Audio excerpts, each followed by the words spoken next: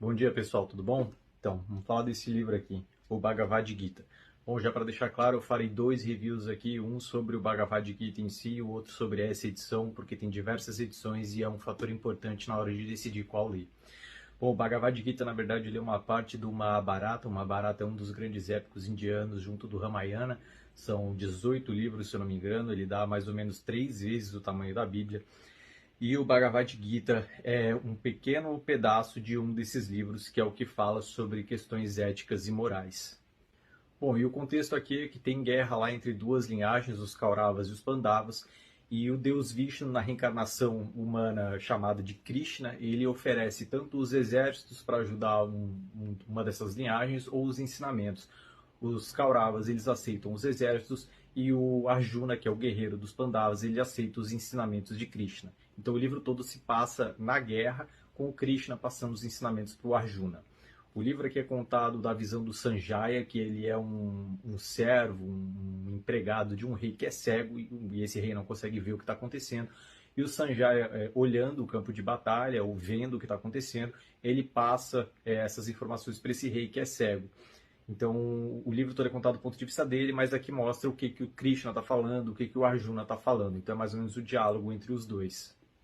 Só que esses ensinamentos, na verdade, têm muitos problemas aqui. Como na questão do hinduísmo eles têm aquela crença dos sáttvas, os rajas e os tamas, que é meio que como se fossem categorias sociais, né? Os tamas seriam mais a ralé, as pessoas, é, as piores pessoas do mundo, enfim, e eles acreditam muito em reencarnação. Então meio que as pessoas estão condenadas àquilo. Então muitos dos ensinamentos que ele passa aqui, ele fala, os sáttvas isso, aquilo, tudo mais.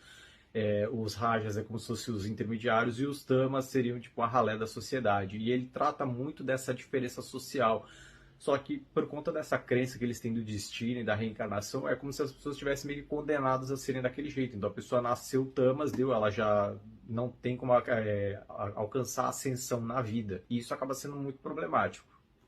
Um outro problema que tem aqui é que o Krishna fala em diversos momentos sobre a não violência e tudo mais, só que assim, eles estão na guerra e o próprio Krishna ele mata todos os outros soldados num piscar de olhos, né? Ele mata os grandes guerreiros, mas ao mesmo tempo ele está pregando a não violência. Então, assim, tem uma série de probleminhas nesses ensinamentos éticos e morais.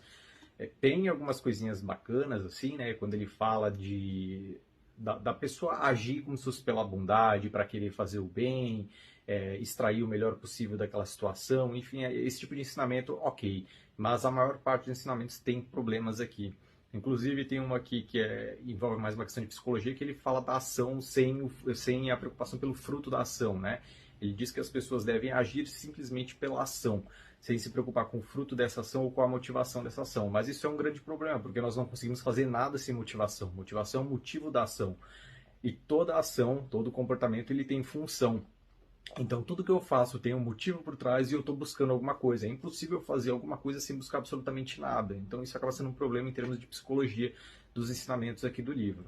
E uma outra questão problemática, que para mim acho que é a mais problemática, é que a maior parte do texto é o Krishna falando sobre o quão grandioso ele é e como ele gosta das pessoas que veneram ele e como ele é o deus dos deuses, né? Tem um cavalo meio místico aqui na mitologia deles, ele fala, eu sou o cavalo tal de todos os cavalos. Tem um elefante que é místico também, ele fala, eu sou o elefante tal de todos os elefantes. Tem até uma vaca sagrada, ele fala, eu sou a vaca tal de todas as vacas, enfim. Então, assim, boa parte do livro é ele falando o quão grandioso ele é, e o próprio Arjuna falando assim, ah, meu Deus, quão grandioso tu és, me passa os teus ensinamentos, enfim. É uma boa parte do Bhagavad Gita é assim, e isso acaba ficando meio chato, porque na verdade não tem nenhum ensinamento por parte disso.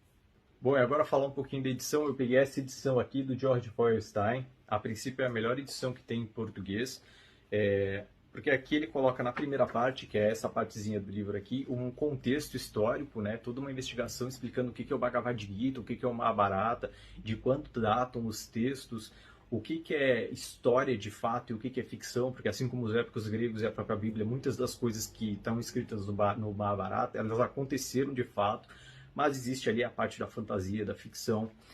O Bhagavad Gita em si, ele é só isso aqui, tá? E como eu mostrei nos stories, de um lado está o texto em sânscrito, uma tradução romanizada, e só no outro está o texto em português. Então, na verdade, o Bhagavad Gita em si, ele é bem pequeno, tá? E a última parte do livro aqui, que é essa parte aqui, é uma tradução palavra por palavra. E aí isso aqui é mais uma questão, uma coisa para pessoas que querem estudar o Bhagavad Gita, entendendo de indiano, enfim.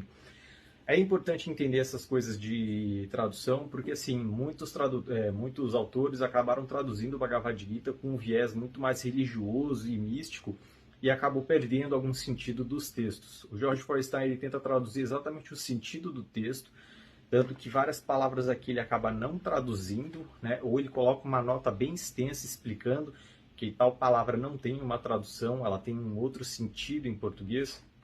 E aí ele tenta explicar nessas notas, são várias notas, tenta explicar o que significa para dentro do Bhagavad Gita, para o hinduísmo, aquela palavra, e aí ele tenta contextualizar ali com alguma palavra que fizesse um pouquinho de sentido. Mas aí tem diversas notas para explicar, eu acho que deve ser de fato a melhor edição que tem por aí. É difícil indicar o livro, assim, para quem quer ler pensando em ensinamentos, porque, como eu falei, não tem nenhum ensinamento extraordinário, tem muitos problemas, na verdade. Então, é algo assim, só para quem quer entender qual é a importância, por que o Bhagavad Gita é tão conhecido, né? Fica só por essa indicação, e aí eu indico justamente essa edição, beleza?